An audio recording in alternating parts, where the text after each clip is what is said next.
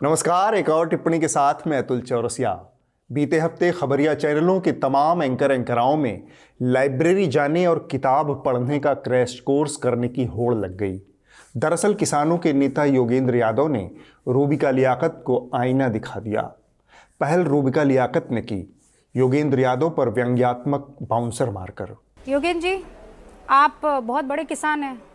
आप दिन भर जो है हल जोतते हैं, आप गेहूं उगाते हैं, चावल उगाते हैं, दाल उगाते हैं। आप बहुत बड़े किसान हैं और इसीलिए आपको किसानों की परेशानियों के बारे में बहुत जानकारी होगी। जवाब में योगेंद्र यादव ने फ्रंट फुट पर आकर सीधे रूबिका के सिर के ऊपर से लालित्यपूर्ण छक्का मार दिया। जितनी आप लाइब्रेरी में पाई जाती हैं, जितना आप पढ़ाई करती हैं, उतना ही मैं खेतों में रहता हूं।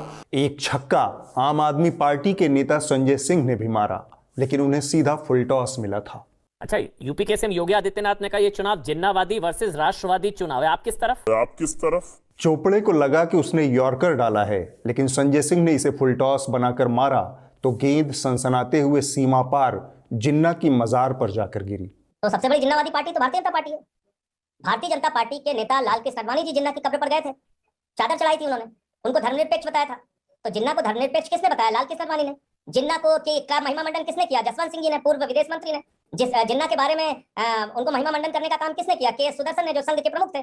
जिन्ना के साथ आजादी के पहले 3 राज्यों में सरकार किसने बनाई? हिंदू महासभा और आरएसएस ने। श्यामा प्रसाद मुखर्जी जी बंगाल की मुस्लिम लीग की गवर्नमेंट में फजलुल हक के साथ उप मुख्यमंत्री थे। सिंध प्रांत में आरएसएस, हिंदू महासभा और मुस्लिम लीग की सरकार थी। नॉर्थ वेस्ट फ्रंटियर में हिंदू महासभा और आरएसएस की मुस्लिम लीग के साथ सरकार थी। औरंगजेब खान उस समय मुख्यमंत्री थे वहां के। और जब पाकिस्तान बनाने का प्रस्ताव पारित हुआ 13 अप्रैल 1943 को, उस समय उस शासन में 3 मंत्री हिंदू महासभा के थे मुस्लिम लीग के साथ, सिंध प्रांत में। इस ऐतिहासिक सच को जानिए। तो अगर जिन्नावादी कोई पार्टी हिंदुस्तान में है तो भारतीय जनता पार्टी है। योगेंद्र यादव और संजय सिंह के इस छक्के के बाद तमाम एंकराओं ने लंबे समय से टलते आ रहे क्रैश कोर्स में अपना नॉमिनेशन करवा लिया, ताकि भविष्य में इस तरह के अपमान का छक्का न झेलना पड़े। एंकराओं का एक क्रैश कोर्स इसी दौरान राष्ट्रीय स्वयंसेवक संघ के सानिध्य में भी हुआ। इस क्रैश कोर्स की एक फोटो सामने आई, जिसमें सुदर्शन टीवी वाले सुरेश चौहान के, आज तक के एंकर सईद अंसारी, नेटवर्क 18 समूह के managing editor Brajesh Kumar Singh, ABP news के anchor Sumit Awasthi, India Today के Gaurav Sawant, Times Network group की नाविका कुमार, एबीपी न्यूज़ के विकास भदौरिया, न्यूज़ 24 की एडिटर अनुराधा प्रसाद और आज तक के न्यूज़ डायरेक्टर सुप्रिय प्रसाद नजर आए। उत्तर प्रदेश के चुनाव से ठीक पहले संघ प्रमुख के साथ खबरिया चैनलों के एंकराओं की मुलाकात के कई मायने निकाले जा रहे हैं। हमने भागवत जी की कक्षा में शामिल हुए एंकराओं से बात की तो कुछ दिलचस्प और विरोधाभासी बातें सामने आई। एक बात तो तय हो गई कि भागवत जी की कक्षा में ये एंकराएं शामिल हुए थे। इसकी पुष्टि संघ के पदाधिकारियों सहित कुछ एंकराओं ने भी की, लेकिन कुछ ने इससे इनकार कर दिया। मसलन आज तक के एक एंकर हैं सईद अंसारी। उन्होंने सीधे सीधे ऐसी किसी बैठक से इनकार किया, शामिल होने से ही मुकर गए, जबकि उन्हें फोटो में देखा जा सकता है। मजे की बात है कि उनके बॉस सुप्रिय प्रसाद खुद इस बैठक की पुष्टि कर चुके हैं। बैड पर्सनैलिटी सईद भाई। एक पत्रकार को अपना फैक्ट हमेशा दुरुस्त रखना चाहिए, और झूठ तो तौबा तौबा। सुदर्शन टीवी वाले चौहानके का मामला और भी दिलचस्प रहा। पहले उन्होंने मीटिंग से ही इनकार किया, फिर कहा कि वो संपादक हैं, इसलिए न्यूज़ लॉन्ड्री के किसी संपादक से ही बात करेंगे, रिपोर्टर से नहीं। श्रीमान चौहानके जी, कोई भी रिपोर्ट एक रिपोर्टर ही करता है, संपादक नहीं करता। अब पता नहीं आपने अपने यहाँ क्या परिपाटी बना रखी है, यह मोटी सी बात आपको समझनी चाहिए। खैर, जब चौहानके जी के संपादकीय अहम की तुष्टि हुई तब उन्होंने पूरी बात बताई। एबीपी न्यूज़ के संवाददाता विकास भदौरिया ने माना कि वो संघ प्रमुख की बैठक में शामिल हुए थे। उनके मुताबिक यह एक सामान्य मुलाकात थी। भागवत जी हर साल एक बार मीडिया के लोगों से मिलते हैं। इसका मकसद होता है संघ को नज़दीक से समझना, जैसे ऑफ द रिकॉर्ड ब्रीफिंग सरकारों के प्रतिनिधि, मंत्री या फिर नेता करते हैं, वैसा ही था। भदौरिया के मुताबिक मोहन भागवत ने यह सलाह भी दी कि मीडिया को सकारात्मक खबरों पर ज़्यादा ध्यान देना चाहिए। मीडिया सकारात्मक खबरों के माध्यम से समाज में बदलाव ला सकता है। ये तो हुई एंकराओं की आप बीती, लेकिन इस मुलाकात के कई निहितार्थ हैं, खासकर जब कुछ अहम राज्यों के चुनाव सिर पर हैं। आज हम खबरिया चैनलों पर जिस तरह से एक खास विचारधारा का प्रभाव देख रहे हैं, एक खास समुदाय के प्रति दुश्मनी देख रहे हैं, सरकार विरोधी विचारों को देश विरोधी साबित करने के षड्यंत्र देख रहे हैं, उस लिहाज से संघ प्रमुख की यह बैठक कई इशारे करती है कि किस तरह से एक खास तरह की सोच से खबरिया चैनलों को इन्फ्लुएंस किया जा रहा है, उन पर असर डाला जा रहा है। आज हम थोड़ी सी बात मीडिया लिटरेसी के ऊपर भी करेंगे। भारत में फेक न्यूज़ महामारी का रूप ले चुकी है। अफवाहें जिस तेजी से लोगों के बीच विश्वसनीयता हासिल कर रही हैं, वह चिंताजनक है।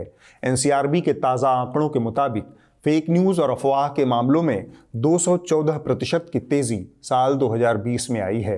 यह आंकड़ा साल दर साल बढ़ रहा है। इस समस्या से टेलीविज़न और डिजिटल मीडिया खास तौर पर पीड़ित है। फेक न्यूज़ की समस्या के कई आयाम हैं। मसलन 2016 में स्टैनफोर्ड यूनिवर्सिटी ने हाई स्कूल के बच्चों पर एक शोध किया और गजब के निष्कर्ष सामने आए। 80% बच्चे स्पॉन्सर्ड यानी प्रायोजित कंटेंट और असली न्यूज़ के बीच फर्क ही नहीं कर पाए। इसी शोध के एक हिस्से में जापान के फुकुशिमा न्यूक्लियर प्लांट में हुई दुर्घटना से जुड़ी एक तस्वीर भी साझा की गई और पाया गया कि 20% से भी कम बच्चों ने इस तस्वीर की सत्यता पर सवाल खड़ा किया है। 40% बच्चों ने इस फोटो को भरोसेमंद सबूत माना, बाकियों ने इसे संशय के साथ स्वीकार किया। इसे स्टैनफोर्ड ने नेटिव एडवर्टाइजिंग कहा है, यानी विज्ञापन को लेख या फिर खबर की शक्ल में परोसा जाता है, जिससे एक बड़ा तबका यह समझ ही नहीं पाता कि यह खबर नहीं कुछ और है। हमारे यहाँ यह प्रचलन आम हो चुका है। आप इसे देखिए।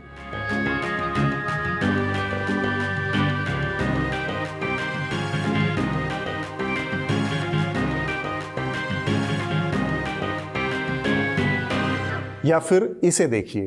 दिल्ली के मुख्यमंत्री श्री अरविंद केजरीवाल जी और उनकी धर्मपत्नी सुनीता केजरीवाल जी का स्टेज पे स्वागत करना चाहूंगी। निवेदन करती हूं कि वो आए और अपने शुभ हाथों से दिवाली पूजन का आरंभ करें।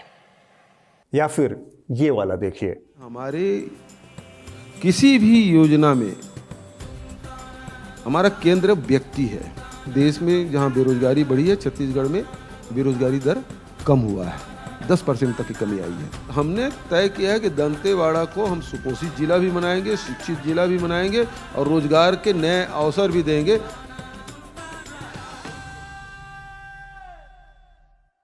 लंबे एपिसोड और खबर की शक्ल में आने वाले लंबे लंबे विज्ञापन दर्शकों के ऊपर अलग तरह से असर करते हैं। स्टैनफोर्ड के जिस शोध का जिक्र हमने किया, वह अमेरिका के छात्रों के ऊपर किया गया था। ज़रा सोचिए कि जहां शिक्षा, तकनीकी और जागरूकता का स्तर इतना ऊपर है, वहां भी लोग फेक न्यूज़ की चपेट में आसानी से आ जाते हैं। फिर हमारे देश की क्या स्थिति होगी? इसलिए आज मीडिया लिटरेसी भारत के लिए एक बड़ी ज़रूरत बन चुका है। इसके अभाव में हर हाथ में स्मार्टफोन और इंटरनेट डाटा पकड़ा देने से आपको लग सकता है कि देश विकास कर रहा है, लेकिन यह दरअसल बंदर के हाथ में उस तरह पकड़ाने जैसा खतरा है। ऐसा ही एक खतरा अच्छी नीयत और संवैधानिक मूल्यों के हिसाब से पत्रकारिता करने वालों के ऊपर पैदा हुआ है। पूरी जानकारी के अभाव में पत्रकारों पर हमले तेजी से बढ़े हैं। एक संस्था है CPJ यानी कमेटी टू प्रोटेक्ट जर्नलिस्ट। कुछ महीने पहले इसने पत्रकारों का ग्लोबल इम्प्यूनिटी इंडेक्स जारी किया था। इसके मुताबिक बीते 10 सालों में पत्रकारों की हत्या के 81% मामले आज तक सुलझाए नहीं जा सके हैं। इस दौरान कुल 278 पत्रकारों की दुनिया भर में हत्या हुई। 226 मामलों में आज तक किसी को सजा नहीं हुई है। भारत में ऐसे मामलों की संख्या 20 है। ग्लोबल इम्प्यूनिटी इंडेक्स में भारत 12वें पायदान पर है, यानी पत्रकारों पर हमले की दृष्टि से बीते 10 सालों में भारत तेजी से खतरनाक जगह में बदला है। यहाँ पत्रकारिता करना पहले के मुकाबले मुश्किल हो गया है। अब एक बार फिर से हम वापस भागवत जी की कक्षा में लौट चलते हैं। जब बड़े बड़े मीडिया संस्थानों के संपादक और प्रभारी उस विचारधारा के प्रमुख से मिलते हैं जिसकी वर्तमान में सरकार है, तो क्या वो इन मुद्दों को उनके सामने रखते हैं? क्या वो पूछते हैं कि भारत में पत्रकारिता करना आज इतना मुश्किल क्यों हो गया है? क्यों त्रिपुरा में पत्रकारों के ऊपर हमले हो रहे हैं? क्यों उत्तर प्रदेश की जेलों में पत्रकार बंद हैं? जाहिर है ऐसे कोई सवाल ये संपादक गण संघ प्रमुख से नहीं पूछते। इसलिए भी मीडिया लिटरेसी बहुत ज़रूरी है। यह पत्रकारिता का चुनौती भरा दौर है। मीडिया का एक बड़ा हिस्सा सरकार के साथ मिलीभगत कर चुका है। तब स्वतंत्र मीडिया की ज़रूरत सबसे ज़्यादा है। वह मीडिया जो सरकार और उसके कॉरपोरेट के विज्ञापनों पर निर्भर है, उससे आप जनता के सवाल उठाने की उम्मीद नहीं कर सकते। इसके लिए जनता के समर्थन वाले मीडिया की अब जरूरत है, वह मीडिया जो आपके सहयोग से चले। न्यूज लॉन्ड्री देश का पहला सब्सक्राइबर आधारित मीडिया प्लेटफॉर्म है। इसे सब्सक्राइब करके गर्व से कहें, मेरे खर्च पर आज़ाद हैं खबरें। अब वक्त है इस हफ्ते की रिपोर्ट का। जो कही जा रही थी बातें कि अंदर में भी सोशल डिस्टेंसिंग का ख्याल रखा जाएगा। ट्रेनें तो खुल दी हैं, लेकिन कैसे स्टेशन पर thousands of the migrants workers in different groups walking। इस हफ्ते की रिपोर्ट में हम बीबीसी हिंदी की एक ऐसी रिपोर्ट का जिक्र करेंगे जिसके बारे में हमने आज टिप्पणी में विस्तार से बात की है, यानी फेक न्यूज़, अफवाह और सोशल मीडिया पर नकली प्रोफाइल के जरिए फैलाई जाने वाली आधारहीन प्रोपेगेंडा वाली महामारी। एक ऐसे नेटवर्क का खुलासा हुआ है जो बड़ी संख्या में सिखों की प्रोफाइल बनाकर कृषि कानूनों का विरोध कर रहे सिखों को बदनाम करने का काम कर रहा था। ऐसे 80 से ज्यादा प्रोफाइल सामने आए हैं। बीबीसी के साथ साझा की गई एक रिपोर्ट में खुलासा किया गया है कि फेक सोशल मीडिया प्रोफाइल की मदद से आंदोलन को बदनाम करने की कोशिश की गई। रिपोर्ट में 80 ऐसे ही फेक प्रोफाइल का जिक्र है जिन्हें अब बैन कर दिया गया है। ट्विटर, फेसबुक और इंस्टाग्राम पर इन अकाउंट से हिंदू राष्ट्रवाद और सरकार के समर्थन में बातें लिखी गई। हालांकि इसका सरकार के साथ कोई सीधा लिंक साबित नहीं हो पाया है। बीबीसी ने इस पूरे मुद्दे पर सरकार का पक्ष जानना चाहा, लेकिन उनकी ओर से कोई जवाब फिलहाल नहीं मिला है। इन अकाउंट को कोई बॉट या मशीन नहीं, बल्कि गलत नामों के साथ कुछ लोग चला रहे थे। प्रोफाइल में सिख नामों का इस्तेमाल किया गया था, जो खुद को असली सिख बताते हैं। किसी विचार को बढ़ावा देने वाले पोस्ट में #RealSikh तो किसी को गलत बताने वाले पोस्ट में #FakeSikh का इस्तेमाल किया गया। अगले हफ्ते होगी एक और टिप्पणी। नमस्कार।